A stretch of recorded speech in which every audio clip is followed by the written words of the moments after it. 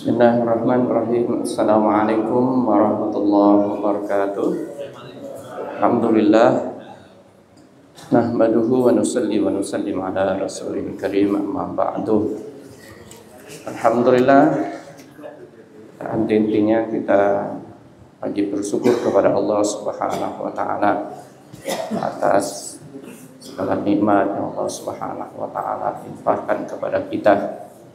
Bahkan hari ini belum sempat kita mensyukuri satu nikmat Allah Subhanahu wa taala, bercucuran nikmat yang lain datang kepada kita. Yang diberikan oleh Allah Subhanahu wa taala pada kesempatan sore hari ini, maghrib ini, kita alhamdulillah syukur kepada Allah Subhanahu wa taala bisa dipilih oleh Allah untuk duduk dalam majelis ilmu, ya. Karena orang yang memudahkan langkahnya menuju ke majelis ilmu itu, insya Allah Allah akan mudahkan langkah kakinya menuju ke surga.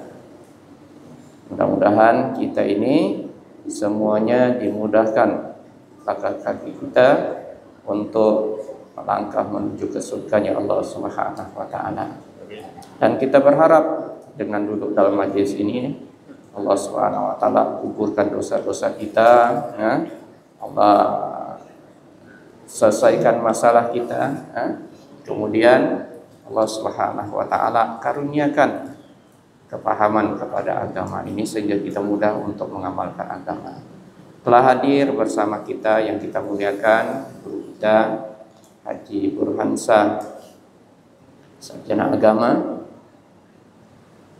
yang beliau alhamdulillah sampai saat ini, ya, rutin memberikan pencerahan kepada kita, dan alhamdulillah pada malam ini beliau hadir melanjutkan daripada materi kita seminggu yang lalu, ya. Perlu kami sampaikan bahwa insyaallah untuk pekan depan, untuk minggu depan kita satu minggu itu libur, Ustaz, ya, dalam rangka suasana Lebaran Haji, ya. Baik, kalaulah kurang kopian yang tadi yang saya bagikan, ya, nanti saya akan share juga ke grup, ya. Nanti bisa lihat di grup. Atau mungkin kalau mau minta bersabar, nanti kita akan fotokopikan lagi. Saya pikir nanti ini agak ramai nih bandingkan minggu yang lalu, ya. Ada hanya 10-11 dari 11 rangkap. Ini saja kepada Ustaz, waktu sepenuhnya kami persilakan. Assalamualaikum warahmatullahi wabarakatuh. Alhamdulillah, salatu wassalamu ala rasulillah sayyidina Muhammad alhamdulillah wa la hawla wa la quwwata illa billah. Allahumma shalli ala sayyidina maulana Muhammad wa ala alihi wa ashabihi ajmain. Kita berzikir saja, subhanallah walhamdulillah wa la ilaha illallah wallahu akbar wa la hawla wa la quwwata illa billahil aliyyil azim. Sallallahu ala Muhammad sallallahu alaihi wasallam. Sallallahu ala Muhammad sallallahu alaihi wasallam. Baik, alhamdulillah, makasih para pengurus masjid Jamiatul Iman, Ketua Bapak Rajali MPDI, dan juga jamaah haji, jamaah umrah, jamaah salawat, jamaah salat Masjid Jamiatul Iman. Kita kembali dimudahkan oleh Allah untuk hadir di majelis ilmu, majelis Quran, Ma'rifatul Quran. Siapa-siapa yang dimudahkan langkah kakinya menuju majelis Quran, majelis ilmu, maka kelak akan dimudahkan langkahnya menuju surga Allah. Amin. Yang dibagikan itu namanya doa yang patah, jadi boleh dihafalkan. Dia juga saya dapat dari Pak Manda Kasimuhan ya, di dalam buku kitab Salawat Dailul Khairat dimuat ini. Ya Fattah iftah lana babak waj'alna min jumlati ahbabak. Dua kali. Kalau kita baca doa sekali ya. Ya Fattah iftah lana babak waj'alna min jumlati ahbabak. Ya Allah lana bisa'ada wal khatimah wasyahada. Ya Allah lana bisa'ada wal khatimah wasyahada. Artinya ya patah wahai yang maha membuka ya, membuka segala yang tertutup, membuka segala yang terkunci, membuka segala hati yang keras. Iftah lana babak, bukakanlah bagi kami pintu-pintumu. Pintu apa yang akan dibuka? Serah Allah membukakan pintu ilmu, pintu rezeki, pintu persahabatan, pintu kebaikan. Waj'alna min jumlati ahbabak, jadikanlah kami dari golongan orang-orang yang engkau cintai. Ahbabak. Ya Allah lana bisa'ada, ya Allah penuhilah bagi kami ya kebahagiaan bahagiaan. Wal khatimah wasyahadah, dan di akhir hayat kami nanti mati dalam keadaan syahid. Nah itu ya. Ini boleh dihafalkan nih, dibaca tiap kita mulai ngaji boleh. Ya Mujib yassir umurana, ya Majid syarif syu'unana. Ya Mujib yassir umurana, ya Majid syarif syu'unana. Ya Rahman farij kurubana, ya Rahim fawid umurana. Nanti insyaallah setelah libur nanti ini dihafal-hafalkan dulu, nanti kita boleh berlatih lagunya. Materi kajian kita hari ini nih Pak Ustaz. Materi tolong yang ini itu doa. Ini kajian kita hari ini melanjutkan kajian kita yang lalu. Boleh dibagi. Kajian kita yang lalu hanya secara garis besar menggambarkan bahwa Allah itu memiliki nama Asmaul Husna, ya, memiliki nama-nama yang baik, gelar-gelar yang baik. Ya. Minggu yang lalu kita memberikan gambaran bahwasanya Bismillahirrahmanirrahim ada nama Allah yang lainnya yaitu 100, jumlahnya sama dengan Allah, jumlahnya 100. Ini semuanya wajib kita imani Pak ya. Asmaul Husna itu sama, kita harus mengimani, wajib kita mengimani Asmaul Husna itu sama dengan wajibnya kita mengimani kalimat Allah itu sendiri ya. Wajib. Kenapa? Karena dimuat dalam Al-Quran. Dimuat dalam Al-Quran. Semua nama Allah itu dimuat dalam Al-Quran. Hanya saja mungkin metode daripada pengenalan Asmaul Husna ini jauh ketinggalan ya. Metode cara guru-guru kita dulu mengenalkan Asmaul Husna ini jauh ketinggalan. Jadi kita cukup hanya membahas rukun iman. Misalnya rukun iman 6 perkara. Pertama percaya pada Allah, lalu diambillah sifat 20. Nah, itu kan Abu Musa Asy'ari kan selesai. Padahal sifat Allah itu bukan hanya 20. Asmaul Husna itu 99 plus 1, 100 ya. Baik. Nah, dari mana kita mengatakan bahwasanya Asmaul Husna itu wajib diimani? Ya, pertama dalam surah Al-Fatihah dimuat Asmaul Husna ada 3, ada 4. Bismillahirrahmanirrahim. Alhamdulillahirabbil alamin. Allah. Ar-Rahmanir Rahim 2, 3. Maliki Yaumiddin 4. Ya. Ada 4 Asmaul Husna di situ.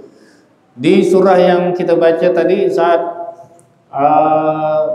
saya menjadi imam tadi, surah Al-Hasyr, itu saya muat di paling atas ya Pak. Jadi kajian kita ini mengenal Al-Quran yang berhubungan dengan Al-Asma'ul Husna Ar-Rahman, yaitu nama Allah Ar-Rahman. Sedangkan nama Allah sudah kita kupas beberapa yang lalu, tapi masih belum selesai itu. Baru satu lembar. Sebenarnya nama Allah itu ada 2.500 dalam Al-Quran. Kita ambil sedikit ya. Nanti boleh kita balik lagi ke sana. Nah, sekarang kita lanjutkan dengan kedua, nama Allah itu Ar-Rahman. Urutannya, siapa yang buat urutannya? Ya Allah sendiri. Dalilnya mana? Dalilnya dalam surah Al-Hasyr, surah 59 ayat 22. Wallahu alladzi la ilaha illa huwa alimul ghaibi wasyahada warrahmanur rahim. Wallahu alladzi la ilaha illa huwal malikul quddusus salamul mu'minul muhaiminul azizul jabbarul mutakabbir.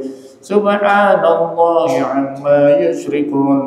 Wallahul khaliqul bari'ul musawwir lahul asmaul husna. Nah, itu dia.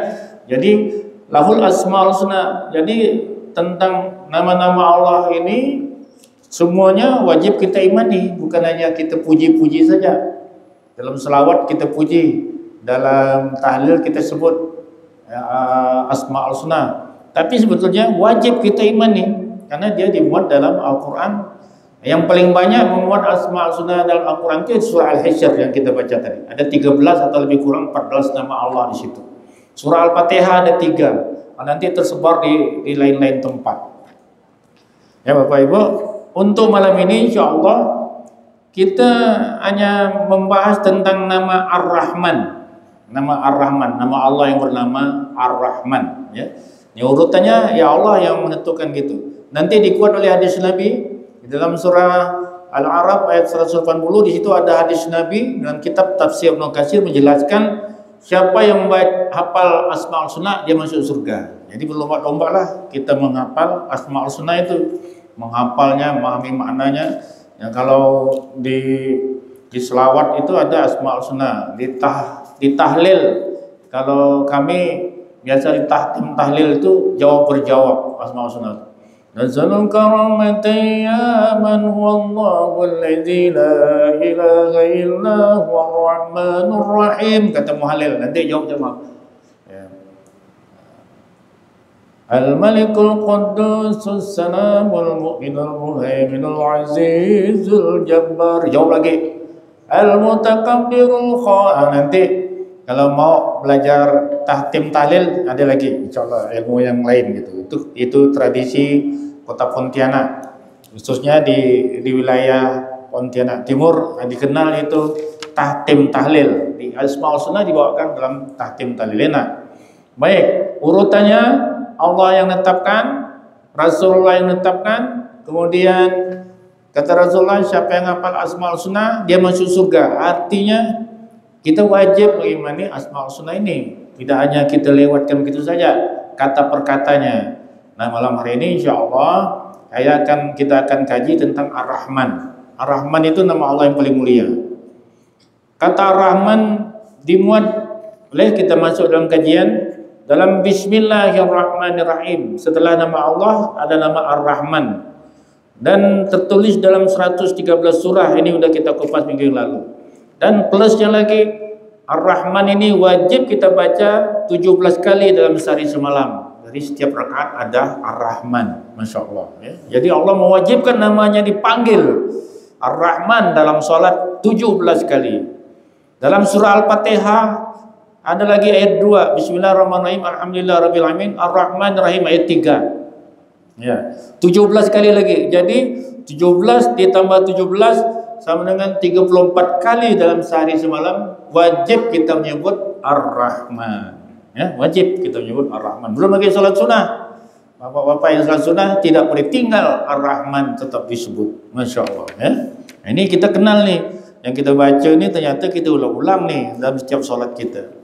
Kemudian secara resminya Bismillahirrahmanirrahim itu dimuat oleh Allah dalam Quran surah An-Naml surah 27 ayat 30. Innahu min Sulaiman wa innahu bismillahirrahmanirrahim.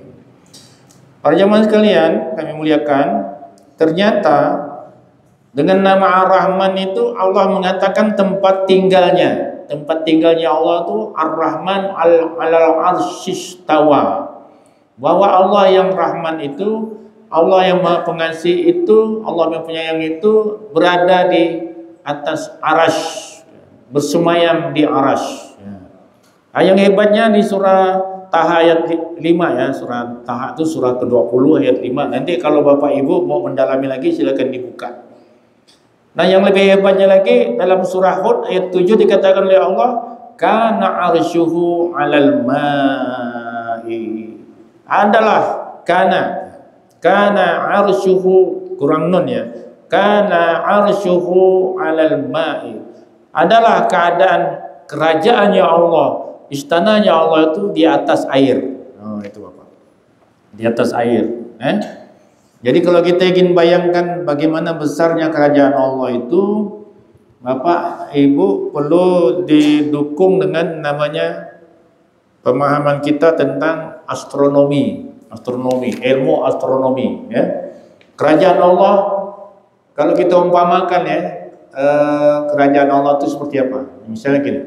Sekarang ini manusia punya raja ya, punya kerajaan, istana presiden berada dalam bumi. Berada dalam bumi yang sangat kecil, bumi. Presiden seluruh dunia ada presiden, ada kerajaannya, betul tak? Ya kan? Di presiden Indonesia ada istana negara, ada raja.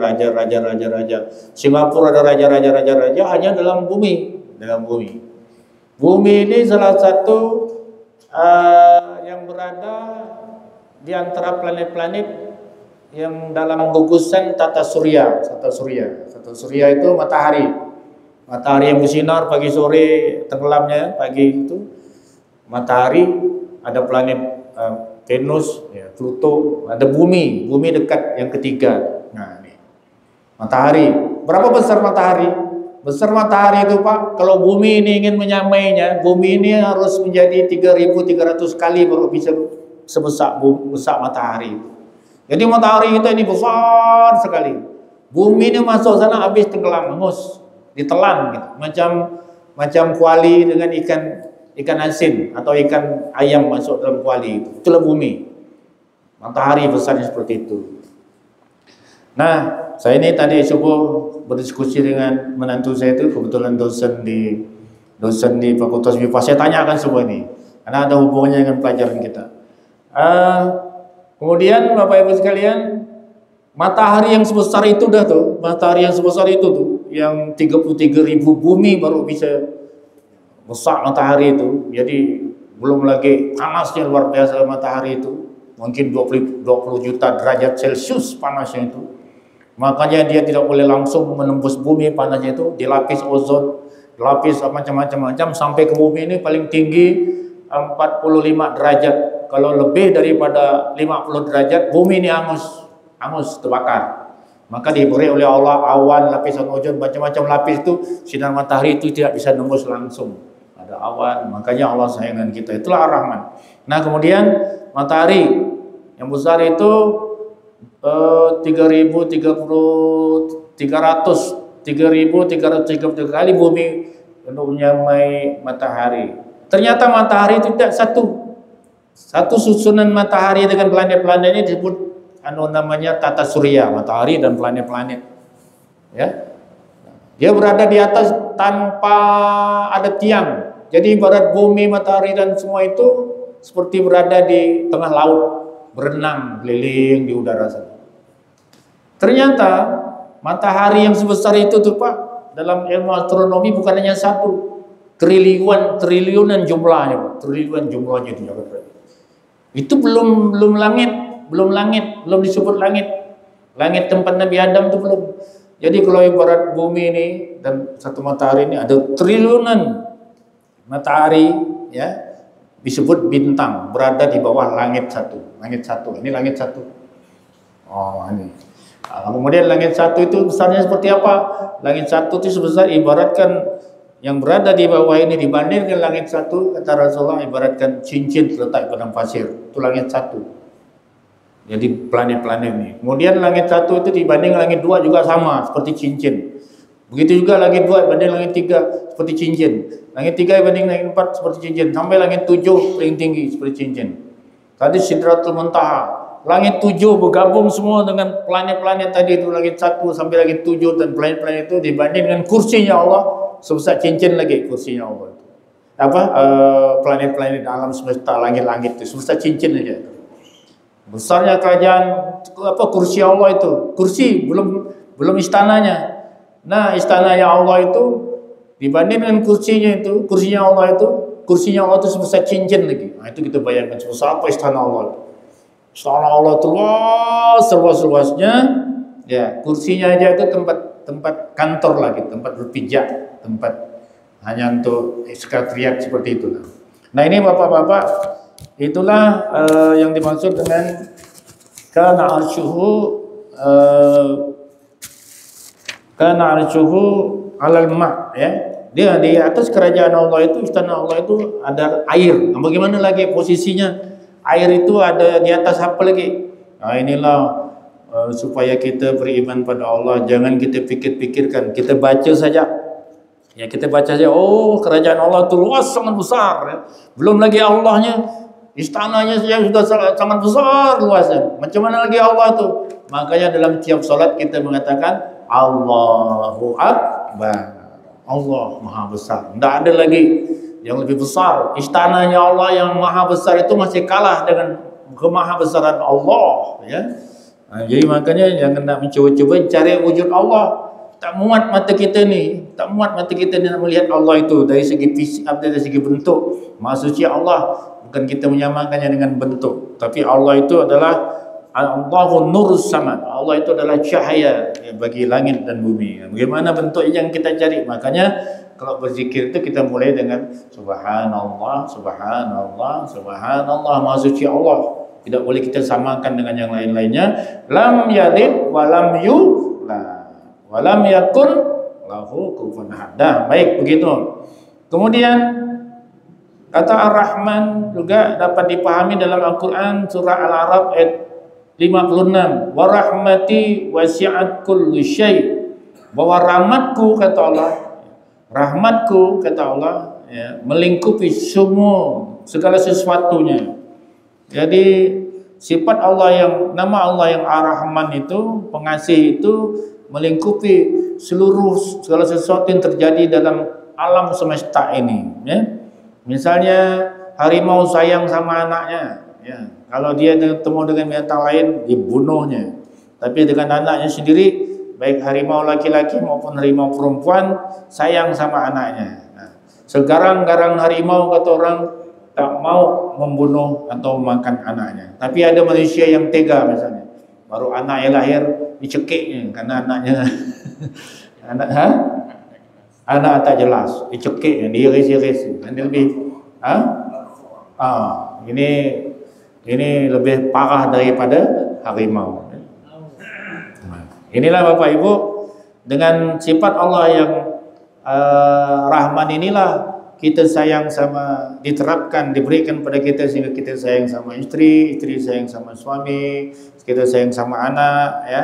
Kita hormat pada orang tua, kita mau melanggar perintah Allah. Itulah rahmat Allah ini. Apapun yang terjadi di dunia ini semua adalah rahmat Allah Subhanahu wa ta'ala. Bahkan yang berikutnya, sifat Ar-Rahman ya Allah itu dituangkan oleh Allah sendiri dalam Al-Quran, namanya surah Ar-Rahman. Bagaimana caranya? Allah mengaplikasikan sifat Ar-Rahmannya itu adalah 78 ayat dalam surah Ar-Rahman. Ini Pak Ghazali masih apa lagi? Apa ya? Ar-Rahman masih apa lagi? Bismillahirrahmanirrahim. Ar-Rahman 'allamal Qur'an, khalaqal insana 'allamahul bayan. Asy-syamsu wal qamaru bihusban, wan najmu wasy-syajaru yasjudan, was-samaa'a rafa'aha wa wada'al mizan, alla tatghaw fil mizan. وَأَقِيمُوا الْوَزْنَ بِالْقِسْطِ وَلَا تُخْسِرُوا الْمِيزَانَ وَالْأَرْضَ وَضَعَهَا لِلْأَنَامِ فِيهَا فَاكِهَةٌ وَالنَّخْلُ ذَاتُ الْأَكْمَامِ وَالْحَبُّ ذُو الْعَصْفِ وَالرَّيْحَانُ فبأي آلاء ربكما تكذبان.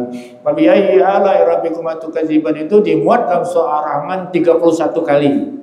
Jadi kalau menghafal surah Ar-Rahman ini 78 ayat, berarti kita udah 31-nya otomatis sudah hafal. Tinggal nambah sisaan saja 36 dah. Boleh kita bawa dalam salat 5 waktu, boleh kita bawa dalam salat sunnah, fadilahnya luar biasa. Ya. Ar-Rahman, ya, khusus.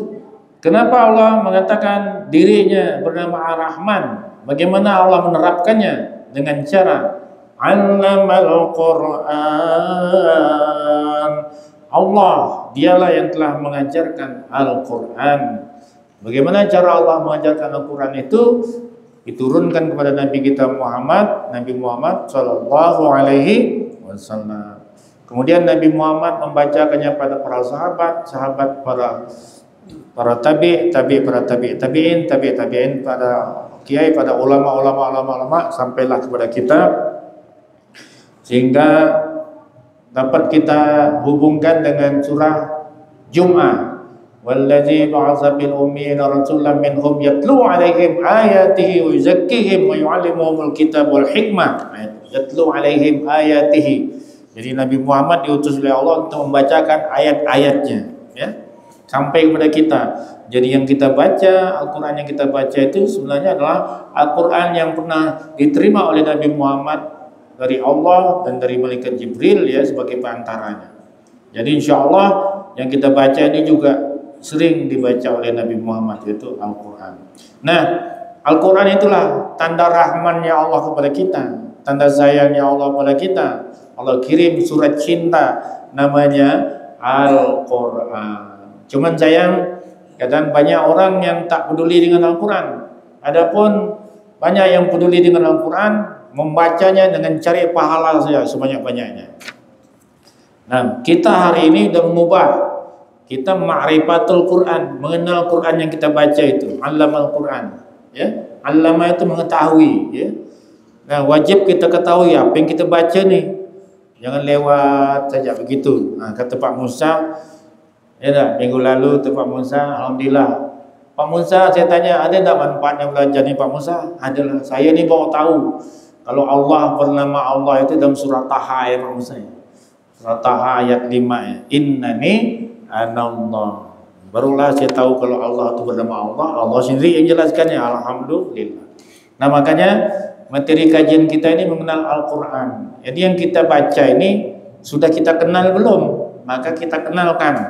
Di antara sifat Ar-Rahman Allah itu termuat dalam surah Ar-Rahman panjang 78 ayat. Maka kata Allah, Allah yang Ar-Rahman itulah yang khalaqal insan. Ayat 3-nya, ya. Allah yang telah menciptakan manusia. Kita ini diciptakan oleh Allah. Pernah tak kita dulu minta supaya jadi manusia ni? Tak pernah kita minta. Ada yang pernah minta kita ni keluar jadi dari ayah kita, dari mak kita? Tak pernah kita minta. Siapa yang pernah minta? Tak ada kan? Tak pernah kita minta pada Allah, aku ingin jadi manusia. Tapi Allah yang menciptakan, khalaqal insan. Bagaimana prosesnya? Nanti dijelaskan lagi. Misalnya dalam surah As-Sajdah, allazi ahsana kulla syai'in khalaqahu wa bada'a khalqal insani min tin thumma ja'alna naslahu min sulalatin min ma'in mahin thumma sawwahu wa nafakha fihi min ruhihi wa ja'ala lakum as-sam'a wal absara wal af'idah qalilan ma tashkurun. Mulai diciptakan manusia dari tanah, kemudian manusia berikutnya dari air saripati, makanan dari air mani, dan seterusnya. Kemudian ditiupkan ruh. Dan tiupkan ruh, kata Allah, barulah manusia itu pandai mendengar, melihat, ya, punya perasaan. Apa yang terjadi setelah itu? Qalilan ma tashkurun. Sedikit sekali yang pandai bersyukur, ya. Nah, jadi kita ini khalaqal insan, ya, Allah yang telah menciptakan kita ni. Ya, itulah sifat Ar-Rahmannya Allah. Allamahul bayan. Dialah yang telah mengajarkan manusia pandai bicara, ya. Jadi sehebat apapun kita ni pandai bicara, Allah yang mengajarkannya. Bagaimana Allah mengajarkannya? Allah titipkan kepada khalifahnya, pada mawalinya. Siapa mawalinya? Emak, ya. Emak kita ngajarkan kita ni, ya. Pelan, ya. Saya nengok cucu saya tu kan. Mungkin kita punya cucu ni, kita ingat lagi macam itulah kita lagi kecil dulu, ya. Terbaringlah gitu ya. Kalau buang air kencing, berak, tak bisa ngapa-ngapa, banyak nangis, ayah. Makin dibiarkan, makin nangis, makin nyari. Dimandikan, disusukan, belum bisa ngapa-ngapa. Nanti udah umur 2 tahun, barulah nak mulai diajar ngomong, ya. Umur berapa bulan? Umur 1 tahun. Diajar bercakap, titip oleh Allah. Nyebutnya pelan-pelan, satu-satu. Emak, papa, mama, berapa bulan? Mama, papa, berapa bulan? Allamahul bayan, ya. Allah yang ajarkan bicara itu. Allah ilhamkan pada emaknya, ajar ya nak mau bicara. Pelan, dengan penuh kesabaran. Mak kita ngajar kita. Ilham mak bapak pula. Kadang-kadang bapak ni risau ajar ngomong. Mak yang paling teliti itu. Saya jarang ngajar anak saya ngomong dia kecil. Maknya yang pelan-pelan sampai nyusu. Mama. Maknya ni yang diberi oleh Allah. Makanya dalam perempuan itu ada namanya alam rahim. Sifat kasih sayang yang diberikan oleh Allah. Laki-laki tak ada rahim, ya. Laki-laki tak ada rahim, Pak, ya. Perempuan tu ada rahim. Dia dah sabar, dia ngajarkan ngomong tu. Karena Allah memberikan ilham padanya, mempunyai sifat rahim. Di dalam perempuan tu ada namanya rahim, ya. Makanya ibu-ibu, ya, katakan oleh Rasulullah, al jannatu tahta min ummahatik. Surga itu terletak di bawah kaki, di bawah telapak kaki mak. Surga kita ni, surga kita nanti itu, ya. Setinggi apapun kita masuk surga, mak kita pasti kita bawa, ya. Misalnya mak kita surganya di level 7, kita di level 30, tingkat tinggi, pasti kita bawa mak kita tu naik ke atas. Itu pemahaman surga di bawah telapak kaki ibu. Kenapa? Ya, kita bisa ngomong, itu mak kita. Kita bisa berbicara, kita bisa berkomunikasi, bisa besar badan kita, semuanya langkah kaki mak ayah kita, doa mak ayah kita. Disekolahkan, dicarikan duit, diberi makan, disekolahkan, diberi pakaian, dilindungi, diantar, dijemputkan sampai kita seperti sekarang ini. Itu adalah kerja keras mak ayah kita, ya. Makanya kalau kita bicara tentang Ar-Rahman ini tak lepas daripada jasa kedua orang tua kita. Allamahul bayan. Asy-syamsu wal qamaru bihusban. Matahari dan bulan semuanya sujud kepada Allah, ya. Kemudian itu tadi matahari itu wasyamsu, ya. Kalau kita lihat kehebatan matahari itu, ya, Allah ulang penjelasannya dalam surah Yasin. Wasyamsu tajri li mustaqarril laha dzalika taqdirul azizil hakim. Wasyamsu tajri li mustaqarril laha. Matahari itu kata Allah, ya, dia tetap pada tempatnya. Matahari itu tidak bergerak, ya. Yang bergerak itu bumi. Ini mengelilingi matahari. 1 tahun bumi mengelilingi matahari 365 hari, ya. Nah, di situ dikatakan oleh Allah, zalika taqdir. Demikian itu adalah menjadi ketentuan, sudah ditakdirkan oleh Allah. Siapa itu Allah? Zalika taqdir aziz, yang maha perkasa. Tuhan yang maha perkasa itu Al-Aziz. Itu termasuk Asmaul Husna. Kenapa Allah katakan di situ dalam matahari, penciptaan matahari itu atau posisi matahari itu dikatakan oleh Allah, Allah maha perkasa. Perkasa ini artinya, kalau kita menganalogikan orang perkasa, manusia perkasa itu seperti Mike Tyson, manusia perkasa. Muhammad Ali perkasa, tak mampu terkalahkan, ya. Tapi lama-lama perkasaan Mike Tyson sudah sampai sekian, kalah lagi oleh yang lainnya, oleh Douglas. Douglas pun perkasa, 2 tahun ya, 6 bulan kalah lagi oleh siapa lagi. Begitu terus. Keperkasaan tuh bagi kita laki-laki terbatas. Bagi pemain sepak bola 32 udah harus pensiun. Untung-untung kayak Cristiano Ronaldo tuh sampai 40 tahun masih perkasa di lapangan. Untung. Tapi 40 mulai menurun. Jadi puncaknya 40 ke atas mulai nurun. Hilang keperkasaan. Makin 50, 60, 70 makin hilang keperkasaan. Ya Bapak ya. Makin hilang, makin rendah. Macam usia kita ni Pak Musa ya. 60, 70 udah makin jarang mandi. Jarang mandi junub. Hilang keperkasaan. Tapi 20 sampai 40, 50 tuh masih tinggi keperkasaan. Ya. Nah, ini perkasa itu dapat diartikan tak terkalahkan. Jadi Allah dalam menjelaskan tentang matahari itu aziz, zalika taqdirul aziz, maha perkasa. Matahari yang sangat panas itu bisa diatur oleh Allah. Bukan yang sebuti matahari itu ribuan triliunan di atas di alam jagat raya ini Allah atur semuanya. Apalagi api neraka. Makanya Allah disebut Al-Aziz, maha perkasa, tak terkalahkan. Ya, asy-syamsu wal qamaru bihusban. Baik, Bapak Ibu, nanti Bapak Ibu dalam memahami nama asma Allah Ar-Rahman, baca itu surah Ar-Rahman, hafalkan, hafalkan. Nanti Pak Rajali itu bisa. Sudah saya berikan metode menghafal Al-Quran surah Ar-Rahman Pak Rajali itu. Kalau mau pun boleh gitu.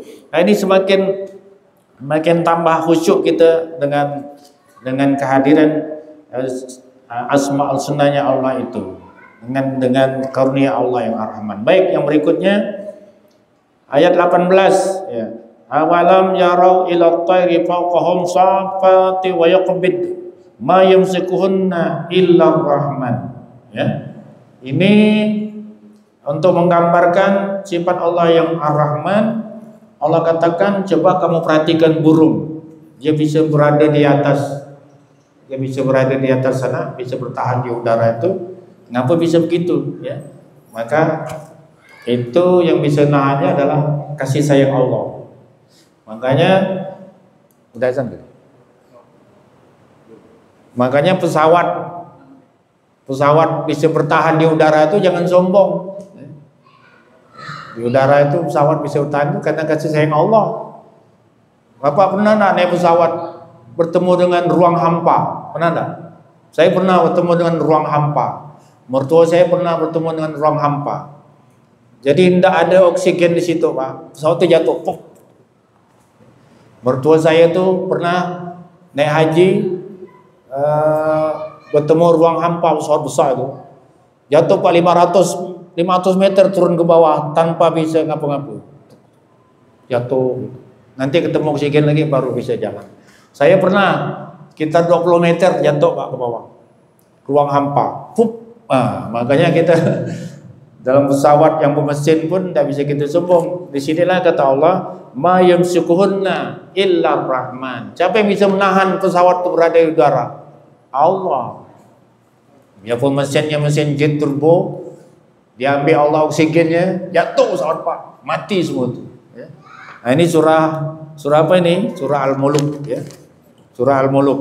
Ya.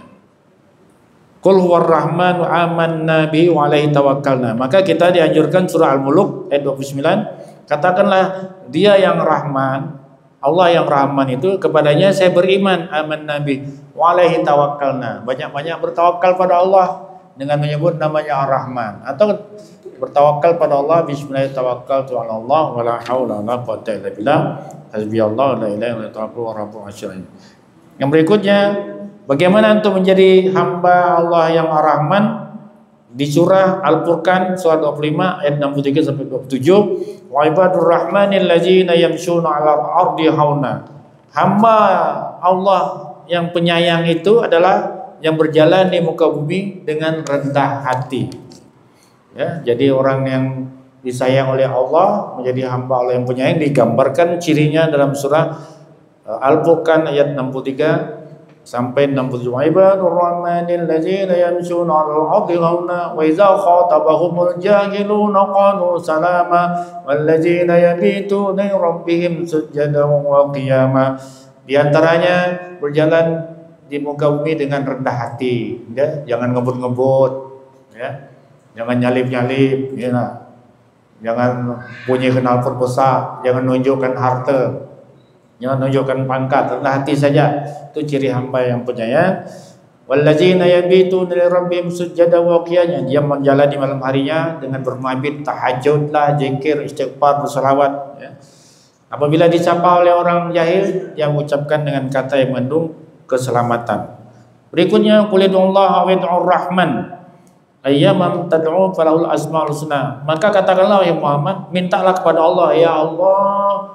Kalau nak berdoa tu ya Allah, ya Rahman, ya Rahim, jangan lupa, ya. Boleh ya Allah, ya Rahman, Allahumma ya Allah, ya Rahman, ya Rahim. Nah, yang mana lagi? Kita minta tambahkan lagi rezeki, ya Razzaq. Nah, kita boleh meminta doa kepada Allah dengan menyebut nama-nama yang baik. Waghfir lana warhamna, surah Al-Baqarah tidak ada kata Ar-Rahman, tapi di ujung surah Al-Baqarah kita membaca doa minta sayang Allah. Baik, waghfir lana warhamna. Kemudian yang paling terakhir saya sampaikan, yauma nasyrul muttaqin ila rahmani wabda. Nanti orang-orang dikumpulkan, yaitu orang-orang muttaqin, untuk menghadapi Ar-Rahman dengan bagaikan kafilah. Jadi kalau kita takut pada Allah yang Ar-Rahman, kemudian kita dianggap sebagai orang bertakwa, di yaumil mahsyar nanti begitu panggil dunia kiamat berkumpul di mahsyar, orang-orang yang takut dengan Ar-Rahman ini akan dikumpulkan berkafilah-kafilah. Nanti kita satu rombongan, Pak. Jadi bersama orang-orang yang bertakwa lainnya. Saya kira ini ya yang dapat kami sampaikan. Ini hanya buka kunci ya Pak ya. Nanti Bapak buka lagi. Ini hanya kunci, buka lagi Al-Qur'annya di rumah. Selesai Ar-Rahman, nanti kita lanjutkan dengan yang lainnya. Bila taufiq hidayah. Assalamualaikum warahmatullahi wabarakatuh. Dazan.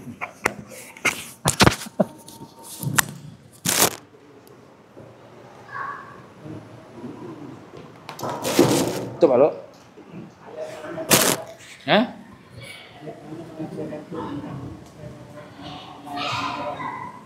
Innahu min Sulaiman. An-Naml tadi Pak. Surah An-Naml. Innahu min Sulaiman, wa innahu min Sulaiman. Itu Pak. Di surah An-Naml ayat itu Pak. Surah An-Naml ayat 30. Bismillah 27 30 itu Pak. 27 30. Bismillah Bismillahirrahmanirrahim, Ar-Rahmanirrahim, ada lagi bismillah. Nomor 3. Surah An-Naml ayat 30.